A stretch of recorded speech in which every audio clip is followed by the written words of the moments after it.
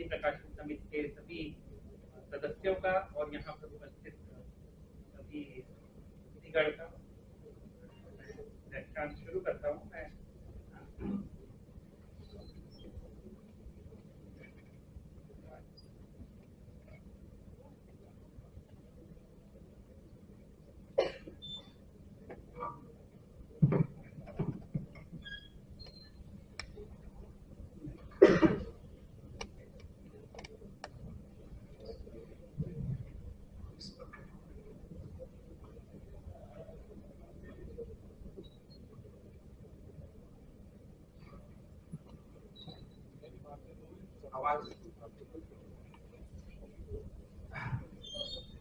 ये व्याख्यान मेरा शोध का विषय नहीं है, लेकिन ये व्याख्यान चंद्रमा से सूर्य तक जो इसरो की उपलब्धियां रही हैं उसके ऊपर अब मैं बस चर्चा करूंगा।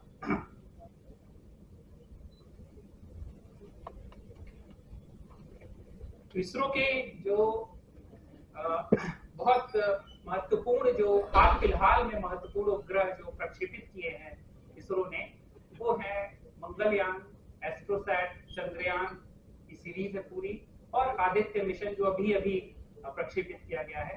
मंगलयान एक अंतर्ग्रहीय मिशन रहा है जो इसरो चाहता था कि हम मंगलयान भेजें और इंटरप्लेनेटरी मीडियम में मंगलयान जाए, जिससे हम अपनी विशेषज्ञता सिद्ध कर सके और मंगल ग्रह के वातावरण का भी अध्ययन किया जाए।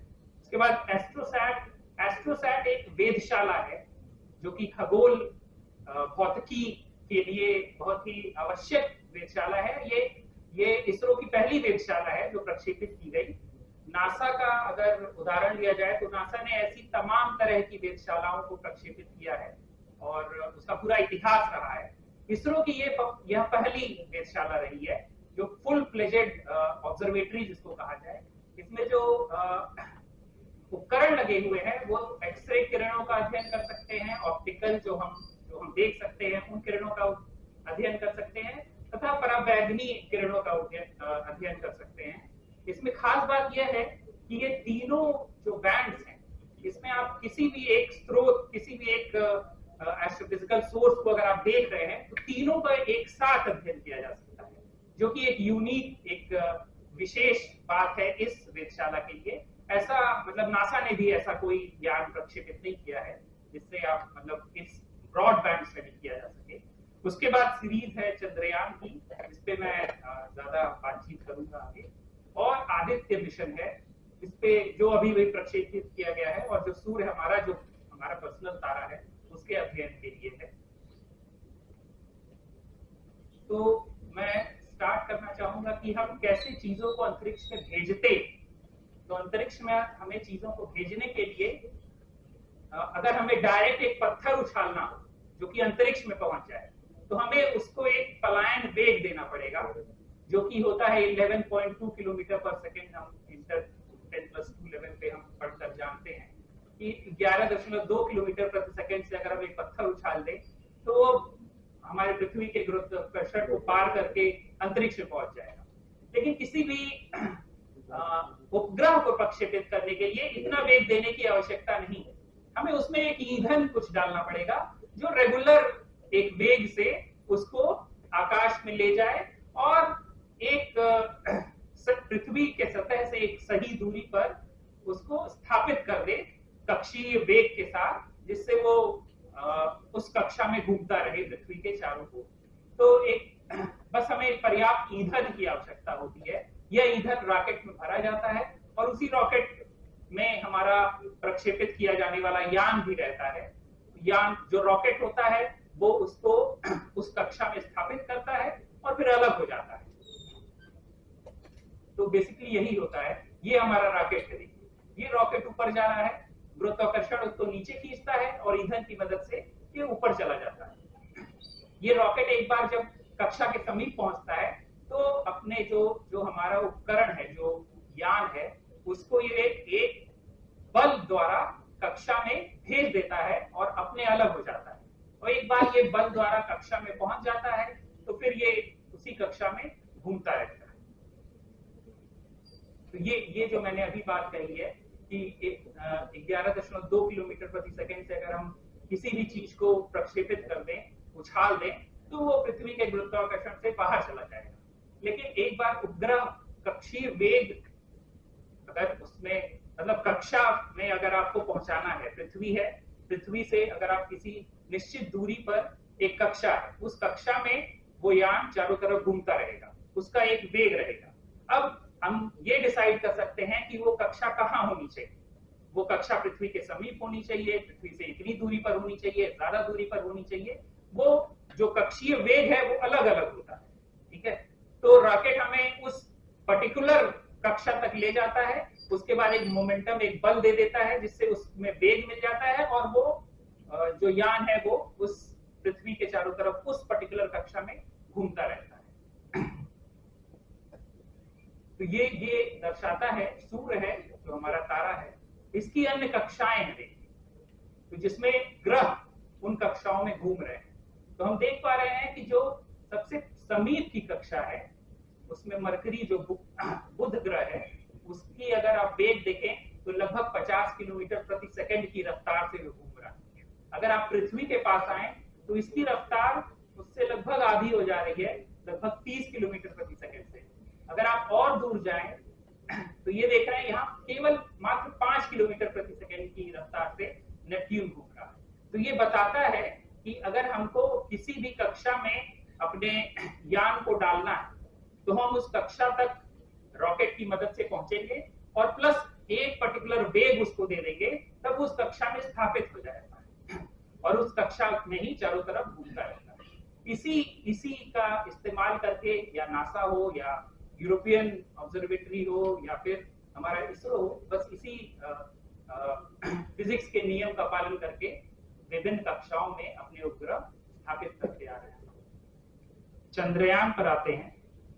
तो चंद्रयान, पहले चंद्रयान को रॉकेट द्वारा भेजा जाता है, वो एक कक्षा में स्थापित होता है, वो कक्षा में घूमता रहता है, फिर उसको उसमें जो यान होता है, रॉकेट तो अलग हो गया है, यान में भी कुछ ईंधन है जिससे क्या किया जा सकता है कि उसके वेग को कम और ज्यादा किया जा सकता है।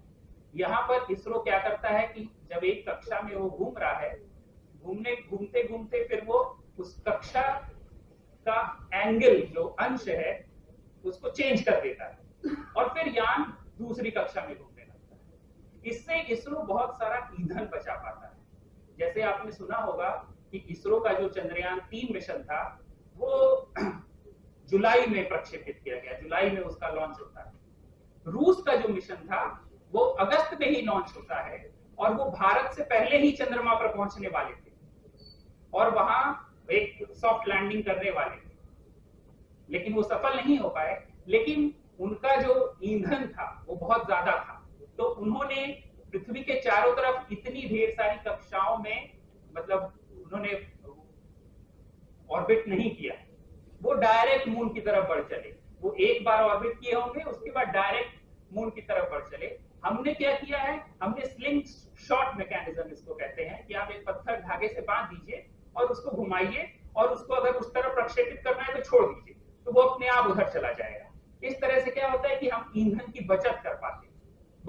यही मैकेनिज्म को इसरो इस्तेमाल करता है और अपने ईंधन की बचत कर पाता है। इसीलिए शायद इसरो काफी पैसा भी बचा पाता है, इसीलिए इसरो के मिशन सस्ते होते हैं।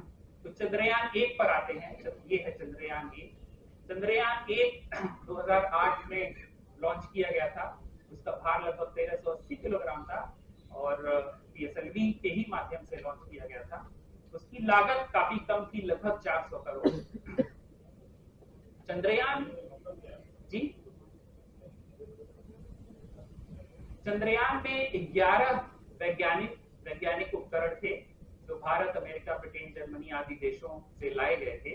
तो इसमें बहुत सारे देशों की भागीदारी थी और इसमें प्रमुख जो उद्देश्य था वो चंद्रमा के बाह्य मंडल का अध्ययन करना था, चंद्रमा पर जल बर्फ यानी H2O आइस की खोज करना था और एक मैप बनाना था कि चंद्रमा के क्रेटर्स कैसे हैं, चंद्रमा की जो भूमि है वो कैसी है, गड्ढे कहाँ हैं, कहाँ पर पहाड़ हैं, इस तरह का एक मानचित्र बनाना था, एक मैप बनाना था।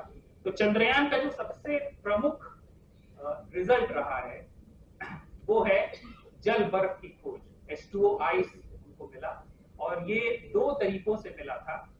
इसमें नासा का एक उपकरण था M3 मून मिनरोलॉजी मैपर, जो कि चंद्रमा पर जिसने इस तरह का एक मानचित्र बनाया, और इसमें आप देख सकते हैं कि OH या H2O की जो उपस्थिति है वो नीले रंग से दर्शाई गई है, लाल रंग से लौह युक्त खनिजों की उपस्थिति दर्शाई गई है, और हरा जो है वो रिफ्लेक्टेड लाइट है। हरी जो लाइट है, ये जो प्रकाश है, ये बेसिकली हो क्या रहा है, सूर्य का प्रकाश है जो चंद्रमा पर पड़ रहा है, और अगर वहां पर पानी या जल उपलब्ध है तो जल क्या करेगा कि उस पर्टिकुलर वेवलेंथ, जो अवरक्त किरणें हैं, उनको अवशोषित कर लेगा। मतलब लगभग 3 माइक्रोन पे हम देख पाएंगे कि वो लाइट रिफ्लेक्ट होकर हमारी जितनी गई चंद्रमा पर उतनी रिफ्लेक्ट होकर वापस नहीं आएगी। तो जल जो है वो थोड़ा सा एब्जॉर्ब कर लेगा उस पर्टिकुलर रेडिएशन को। अगर एब्जॉर्ब कर लेगा तो उस एब्जॉर्प्शन, अवशोषित किरणों का अध्ययन करके हम जान पाएंगे कि ये कौन से परमाणु, कौन से अणु हैं, कौन से परमाणु हैं, कौन से खनिज पदार्थ हैं जो इनको एब्जॉर्ब कर लेते हैं इसी माध्यम से। तो ये साइंस जो पत्रिका है, वैज्ञानिक पत्रिका है, उसका ये मुख्य पृष्ठ था जिसपे ये छपा था 2009 के अंत में। और इसमें जो फर्स्ट ऑथर थे वो तो नासा के थे, बट भारतीय ऑथर भी थे इसमें। तो और ये तो मून मिनरोलॉजी मैपर का था, और चंद्रमा पर जो भारतीय उपकरण था उसका नाम था चेस। तो उसमें इसरो ने एक ऐसा उपकरण डाला था कि जो कि चंद्रयान से अलग होकर गया, निकला और चंद्रमा को जाकर हिट किया। उसमें एक उपकरण था जिसका नाम था चेस। तो जैसे जैसे चंद्रमा, वो जो उपकरण था चंद्रमा की सतह के करीब जा रहा था, तो चंद्रमा का जो वायुमंडल था उस वायुमंडल तो है नहीं, जो भी मंडल, बाह्य मंडल आप उसको कह सकते हैं, उसका अध्ययन करते हुए जा रहा था। और वो जाकर चंद्रमा की सतह से टकराया, वहां से एक धूल का गुबार उठा जिसका अध्ययन भी किया गया। तो इन 2 माध्यम से पता लगाया गया कि चंद्रमा पर जल उपस्थित है। और आप देख सकते हैं कि ये रिलीज किया गया, ये एक स्पेक्ट्रम है जिसमें जो पानी है, OH आयन यहाँ पर अवशोषित हो रहा है, एब्जॉर्ब हो रहा है। जो पानी है, जल, वो यहाँ पे अवशोषित हो रहा है, और बर्फ, वाटर, आइस जो है, उसका एब्जॉर्बेंस इस पर्टिकुलर वेवलेंथ पे हो रहा है। तो ये एब्जॉर्बेंस है, ये बेसिकली इंफ्रारेड स्पेक्ट्रम था जिसमें यहाँ पर एब्जॉर्बेंस देखा गया, और इसी को प्रोजेक्ट किया गया है यहाँ पर, जिसमें आप देख सकते हैं कि OH आयन, H2O और H2O आइस का पता लगाया गया। और ये चंद्रयान की एक बहुत बड़ी उपलब्धि थी। चंद्रयान की एक और उपलब्धि थी कि जैसे सूर्य की किरणें हमारी पृथ्वी पर पहुंचती हैं, तो हम देखते हैं कि सूर्य की विजिबल रेडिएशन जो है, ऑप्टिकल रेडिएशन ही हमारी पृथ्वी तक पहुंच पाती है। चंद्रमा पर क्योंकि वायुमंडल नहीं है, तो चंद्रमा पर सूर्य की हर तरह की किरणें पहुंचती हैं, और सूर्य हर तरह की किरणें देता है। सूर्य एक्सरे भी देता है, सूर्य पराबैंगनी किरणें भी देता है, सूर्य इंफ्रारेड में भी रेडिएट करता है।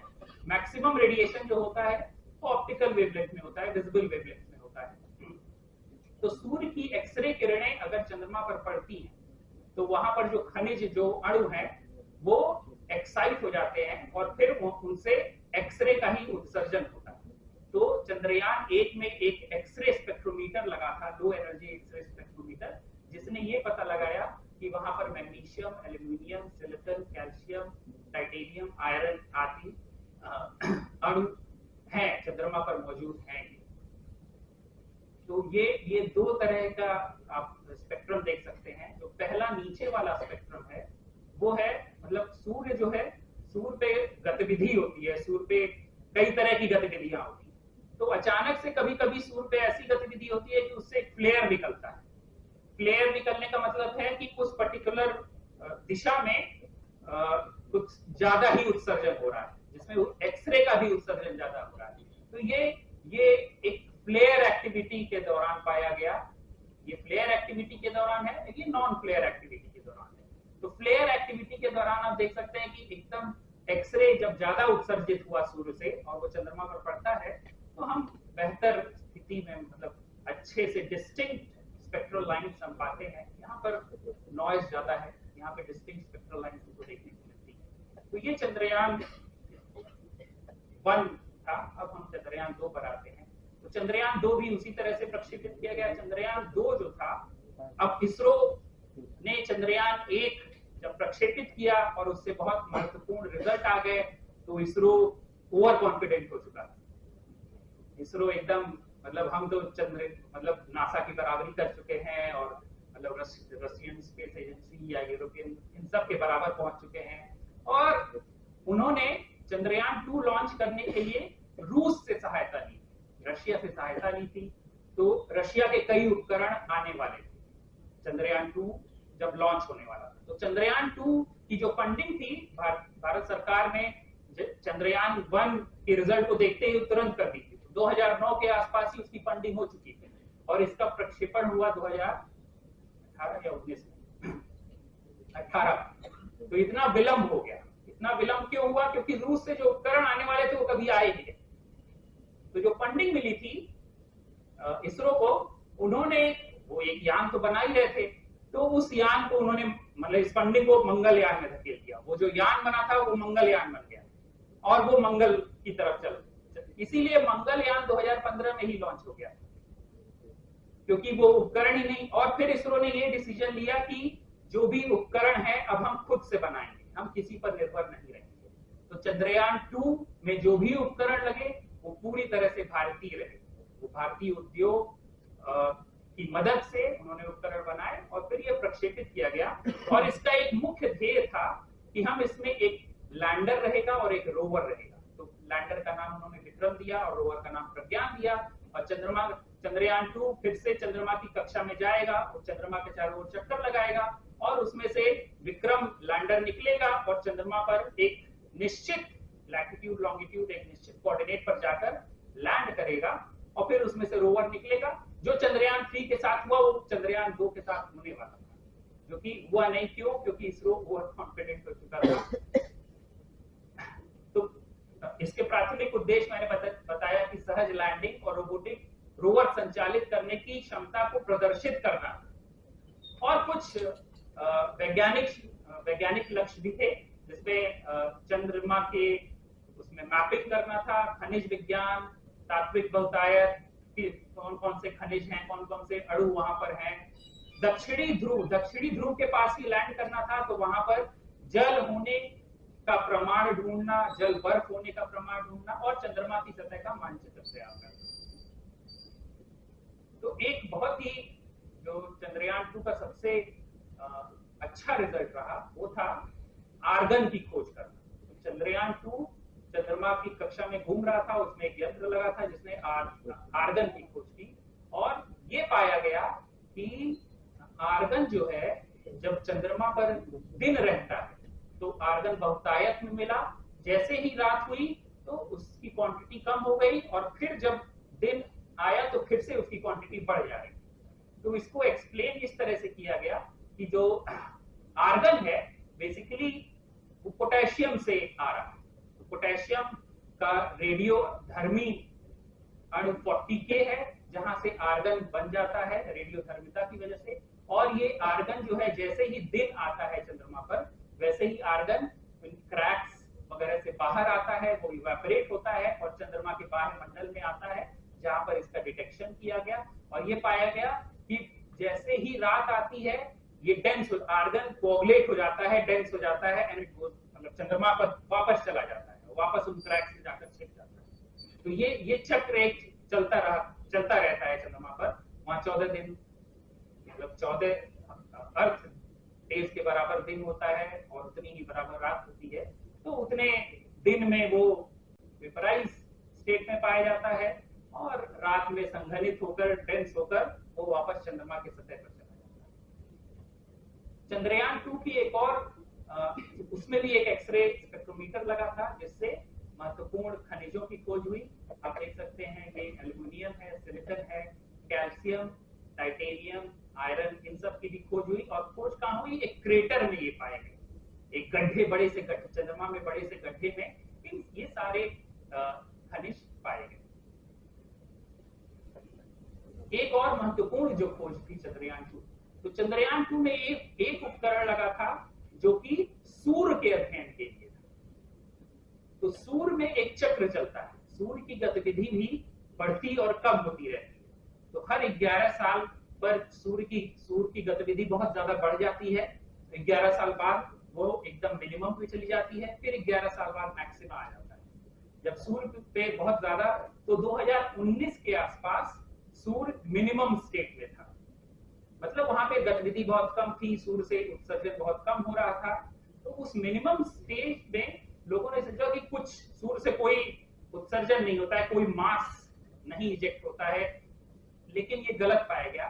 ये पाया गया कि वहां माइक्रो फ्लेयर्स होते हैं, मिनिमम स्टेट में भी सूर्य से माइक्रो फ्लेयर्स उत्सर्जित हो रहे हैं, आप ये देख सकते हैं। तो ये बहुत बड़ा, ये फर्स्ट टाइम ये रिजल्ट प्रोड्यूस हुआ था चंद्रयान 2 पर जो उपकरण लगा था, और इसको PRL के वैज्ञानिकों ने एस्ट्रोफिजिकल जर्नल में पब्लिश किया। तो ये माइक्रो फ्लेयर्स, ये इंपॉर्टेंट इसलिए है, मैं सूर्य के बारे में जब बताऊंगा तो आप देखेंगे कि सूर्य में जैसे हमारा वायुमंडल है, तो हमारे वायुमंडल में क्या है, सतह पर एक तापमान रहता है, और जैसे ही हम इस वायुमंडल में ऊपर से सतह से दूर चलते जाते हैं, तापमान कम होता जाता है।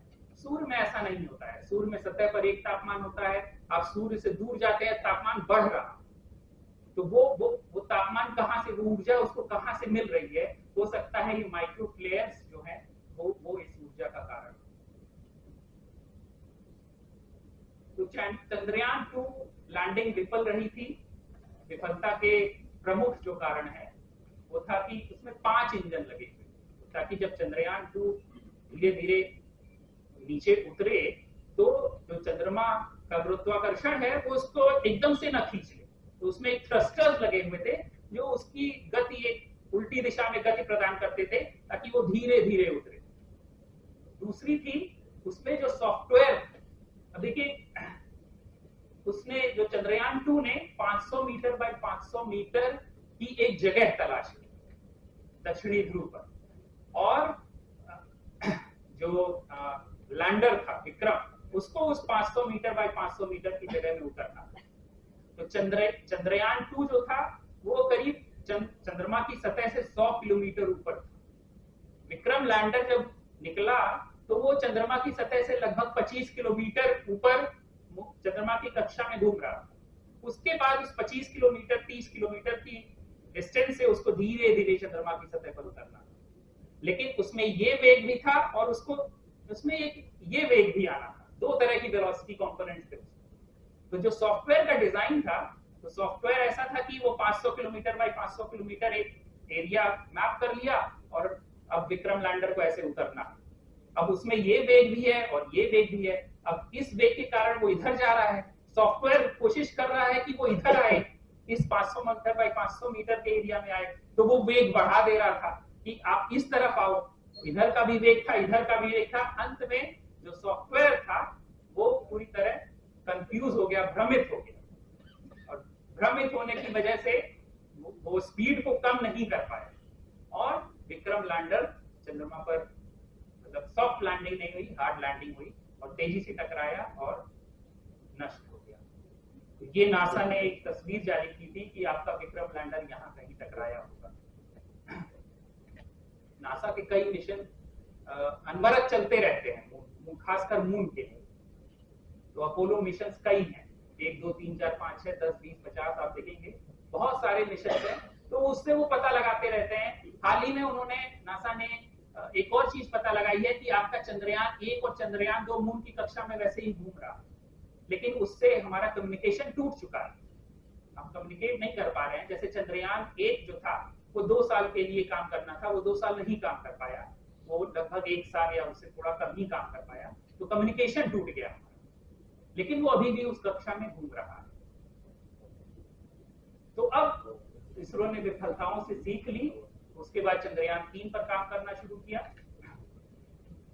तो मैं यहाँ पर थोड़ा सा बताना चाहूंगा कि इसरो के मिशन सस्ते क्यों हैं। तो इसरो का जो चंद्रयान-3 मिशन है वो लगभग 615 करोड़ का था। और अगर आप इसको कंपेयर करें, हमारी जो चलचित्र है आदि पुरुष लगभग 700 करोड़ रुपए में बनी थी। बारबी एक चलचित्र आई थी हॉलीवुड से जो लगभग 1000 करोड़ में बनी थी। ओपेनहाइमर भी एक चलचित्र है जो लगभग 1000 करोड़ में बनी थी। तो चंद्रयान इन तीनों चलचित्रों से सस्ता 615 करोड़ में बना। क्यों इतना सस्ता है? क्योंकि इसरो अब आयात पर निर्भर नहीं रह गया है। इसरो सब कुछ भारत में ही बना रहा है। तो भारतीय उद्योग जो है इसमें इसरो का बहुत साथ दे रहे हैं। उनकी भी तरक्की हो रही है और इसरो अपना पैसा बचा पा रहा है। दूसरी चीज ये है कि भारत में जो एरोनॉटिकल इंजीनियर्स है, वैमानिकी इंजीनियर जो है, वो बहुत कम पैसे में काम करते हैं। मतलब वो सैलरी हमारी जैसी ही सैलरी उनको मिलती है। तो अगर उसका कंपैरिजन हम नासा के वैज्ञानिकों से करें तो बहुत कम है। तो नासा में जो मिनिमम पे है एक एरोनॉटिकल इंजीनियर का, वो लगभग आप देख सकते हैं कि 1,05,000 मिनिमम पे है। ये एनुअल पे मैं बता रहा हूँ। और भारतीयों का जो मैक्सिमम पे है वो लगभग $20,000 है, ये मैक्सिमम पे। तो 5 गुना मिनिमम पे से कम। इसलिए इसरो काफी पैसा बचा पा रहा है और इतने सस्ते, और ये सस्ता भेजना एक बहुत ही अच्छा अवसर प्रदान करता है इसरो को इकोनॉमी वाइज। तो अभी आपको पता होगा कि 2017 में इसरो ने 104 उपग्रहों पे एक साथ प्रक्षेपित किया था और इसका एक विश्व रिकॉर्ड बनाया था। ये जो विश्व रिकॉर्ड उन्होंने बनाया था, इसमें 104 उपग्रहों में बहुत सारे विदेशी उपग्रह भी, जिन्होंने इसरो को पैसा दिया कि आप हमारे उपग्रह को प्रक्षेपित कीजिए और इस पर्टिकुलर कक्षा में स्थापित कर दीजिए। तो ये इसरो को एक लाभ भी हो रहा है, और लाभ इसरो को ही नहीं हो रहा है, ये लाभ भारत समूचे राष्ट्र को हो रहा है। तो चंद्रयान-3 उसी तरह से गया, हमने पैसा बचाया। ईंधन में भी हम पृथ्वी के चारों तरफ गोल गोल घूमे, उसके बाद चंद्रमा की कक्षा में गोल गोल घूमे, लगभग 100 किलोमीटर सर्कुलर ऑर्बिट में आए, जहां पर विक्रम लैंडर ये घूम नहीं रहा है। तो ये मैंने इसलिए लगाया है कि अभी आपने देखा होगा कि जो विक्रम लैंडर है और रोवर, वो 14 दिन तक काम किया, उसके बाद उसको स्लीप मोड में, उसको सुप्तावस्था में डाल दिया गया है। तो ये दिखा रहा है कि जो चंद्रमा है, यहाँ पर कहीं सूर्य है, सूर्य ये देख रहे हैं यहाँ प्रकाश है, यहाँ भी प्रकाश है। तो चंद्रमा जो घूमता है पृथ्वी के चारों तरफ, उसमें एक फेज लॉकिंग होती है। जो चंद्रमा का जो फेस है पृथ्वी के सामने, वही हमेशा रहता है। तो चंद्रमा अपनी धुरी पर भी घूम रहा है और पृथ्वी के चारों तरफ भी घूम रहा है। जैसे अगर ये चंद्रमा है, ये पृथ्वी है, तो चंद्रमा धीरे धीरे ऐसे घूम रहा है। तो थोड़ा थोड़ा वो अपनी धुरी पे भी घूम रहा है और पृथ्वी के चारों तरफ भी घूम रहा है। तो धुरी पर अपने एक्सिस पे एक राउंड लगाने के लिए चंद्रमा को लगभग 28 दिन कुछ घंटे लगते हैं, और पृथ्वी का एक चक्कर लगाने में भी उसको 28 दिन सेम उतना ही समय लगता है, 28 दिन कुछ घंटे ही लगते हैं। तो इसीलिए आप धरती पर कहीं भी हो, चंद्रमा का वही फेस देखेंगे, यू विल सी, आप हमेशा वही चीज देखेंगे। आपको वही क्रेटर दिखाई देंगे, जो भारत से दिख रहा है वही अमेरिका से भी दिखेगा, क्योंकि लॉक्ड है उसका वो चेहरा, पृथ्वी के रिस्पेक्ट में लॉक हो चुका है। तो इसीलिए ये आप देख रहे हैं कि ये 14 दिन तक ही उजाला रहेगा, एक पर्टिकुलर चंद्रमा के एक पर्टिकुलर लैटिट्यूड, एक पर्टिकुलर कोऑर्डिनेट पर 14 दिन ही उजाला रहेगा। ये है चंद्रयान-3। चंद्रयान-3, ये जो रॉकेट का ऊपरी सिरा है, आप देख सकते हैं कि ट्रक पर लाया जा रहा है। ये जो बिल्डिंग है, इसके पीछे से प्रक्षेपण किया जाता है, और ये आप देख सकते हैं ये रॉकेट का केवल ऊपरी सिरा है, कितना बड़ा है। ये रॉकेट का ऊपरी सिरा है, इसमें चंद्रयान-3 है, जिसमें हमारा ये जो है विक्रम लैंडर है, उसके अंदर रोवर है। ये जो चीजें होती है केवल ईंधन से भरी होती है। तो जो प्रमुख भार होता है किसी रॉकेट का, वो ईंधन ही होता है। तो जितना ज्यादा आप ईंधन डालेंगे, तो ईंधन आपको यहाँ भी डालना पड़ता है, ईंधन आपको इसमें भी डालना पड़ता है, ईंधन आपको यहाँ भी डालना पड़ता है, ताकि आप कक्षा अगर आपको परिवर्तित करनी हो, कक्षा बदलना, मून के चारों तरफ अगर आप घूम रहे हैं और उस कक्षा को चेंज करना है, जैसे हमको 100 किलोमीटर से अंदर आना है मून की तरफ, तो हमको ईंधन की आवश्यकता पड़ेगी वहां। चंद्रयान 3 के जो मिशन उद्देश्य थे वो है सॉफ्ट लैंडिंग, रोवर को घुमाना, और ये विज्ञान पेलोड है। इसमें सबसे इंपॉर्टेंट जो है वो रहा है LIBS, laser induced breakdown spectroscope, ChaSTE रहा है Chandra surface thermophysical experiment, Rambha भी रहा है जो आइनोस्फीयर और एटमॉस्फेयर की स्टडी करने के लिए है। लैंडिंग साइट अगर आप देखिए तो 4 kilometre by 2.4 kilometre landing site को और बड़ा कर दिया गया। पहले 500 मीटर बाई 500 मीटर की लैंडिंग साइट थी, अब लैंडिंग साइट को बड़ा कर दिया गया, इसलिए ताकि सॉफ्टवेयर कंफ्यूज ना हो जाए, सॉफ्टवेयर भ्रमित ना हो। उसको एक बड़ी जगह दे दी गई, अब आप उस जगह में कहीं भी उतर सकते हैं।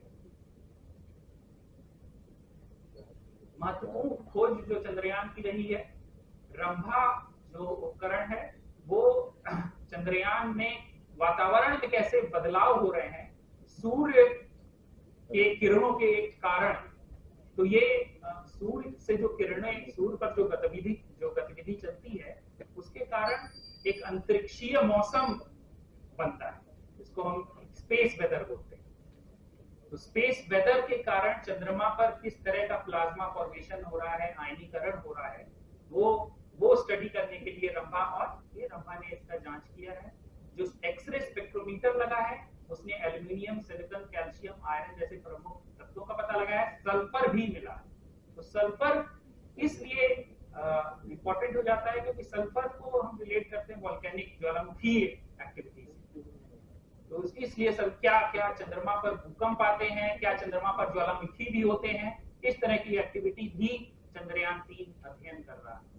और LIBS जो है उसने भी सल्फर की, तो ये है LIBS का एक स्पेक्ट्रम। तो लेजर लगा हुआ है रोवर में और लेजर शूट करता है वो, और वहां पर जो भी खनिज है उनको आयनाइज कर देता है, उनको एक्साइट भी करता है और उनका स्पेक्ट्रम स्टडी करता है। तो इससे पता लगा आयरन है, एल्यूमिनियम है, सल्फर भी है, क्रोमियम, कैल्शियम इत्यादि। ये है चेस्ट।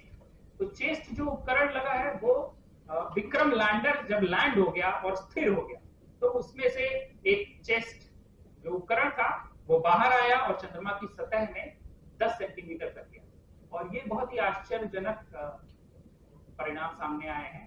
तो चंद्रमा की सतह पर जब दिन था तो पाया गया कि लगभग 55 डिग्री तापमान है, लेकिन चेस्ट जब अंदर गया तो लगभग 80 मिलीमीटर अंदर ये पाया गया कि तापमान 0 से भी कम हो गया।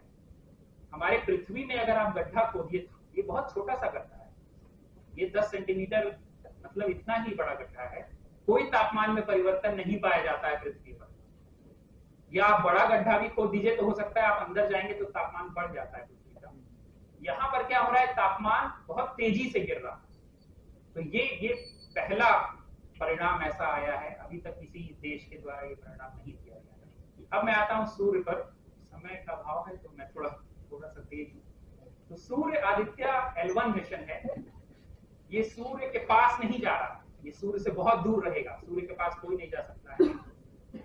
तो ये पृथ्वी से लगभग 15 लाख किलोमीटर की दूरी पर जाएगा, जिसको हम लग्रांज 1 पॉइंट बोलते हैं, ये वहां जाएगा।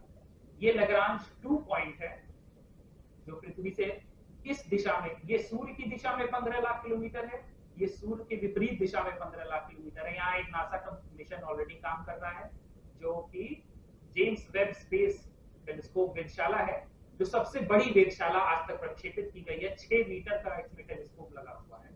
जो हबल टेलीस्कोप था वो 2 मीटर का था, ये 6 मीटर की वेधशाला है, ये सक्सेसफुली काम कर रही है।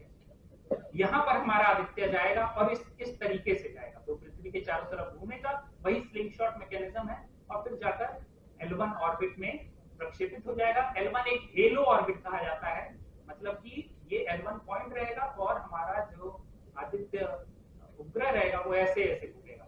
मतलब अगर ये सूर्य है, ये पृथ्वी है, तो आदित्य ऐसे ऐसे घूमेगा, और पृथ्वी ऐसे घूम रही है तो पृथ्वी के साथ ये ऐसे ऐसे घूमता रहेगा और सूर्य का चक्कर लगाएगा, हमेशा सूर्य को देखेगा, हमेशा ये सूर्य को देखेगा। जो जेम्स वेब स्पेस टेलीस्कोप है ये सूर्य के अध्ययन के लिए नहीं है, ये अन्य खगोलीय घटनाओं और पिंडों के अध्ययन के लिए है, इसलिए हमेशा सूर्य के विपरीत दिशा में देखता है। क्योंकि सूर्य से बहुत ज्यादा उत्सर्जन होता है तो सूर्य उसको खराब कर सकता है, उसके उपकरणों को। इन उपकरणों को सूर्य नहीं खराब कर पाएगा, क्योंकि ये सूर्य का ही अध्ययन करने के लिए बने हैं। तो हमारा जो सूर्य तारा है, प्रिय तारा है हमारा सूर्य, और सबसे समीप है। अगर हमें अन्य तारों के बारे में जानना है तो सूर्य से ही हमको शुरुआत करनी पड़ेगी। सूर्य का जो त्रिज्या है, रेडियस है, तो लगभग 7 लाख किलोमीटर की है। अंदर कोर होता है जहां पर फ्यूजन रिएक्शन होता है, तो न्यूक्लियाई फ्यूज करके न्यूक्लियाई बनाते हैं, जिससे बहुत सारी ऊर्जा निकलती है। ये ऊर्जा यहां तक आती है। सूर्य का बाह्य मंडल जो है, जो हम देख पाते हैं, उसको फोटोस्फीयर कहा जाता है। जो सूर्य का सतह जो हम देखते हैं वो फोटोस्फीयर होता है। उसका तापमान लगभग 6000 केल्विन होता है। उस सतह से आप थोड़ी दूरी पर जाइए, ये जो फोटोस्फीयर है ये लगभग 300 किलोमीटर मोटाई होती है। फोटोस्फीयर से थोड़ा दूर जाइए तो क्रोमोस्फीयर आता है। क्रोमोस्फीयर की मोटाई लगभग 2000 किलोमीटर होती है। और क्रोमोस्फीयर के बाहर अगर जाइए तो कोरोना होता है, वो सूर्य का एकदम बाहरी वायुमंडल है।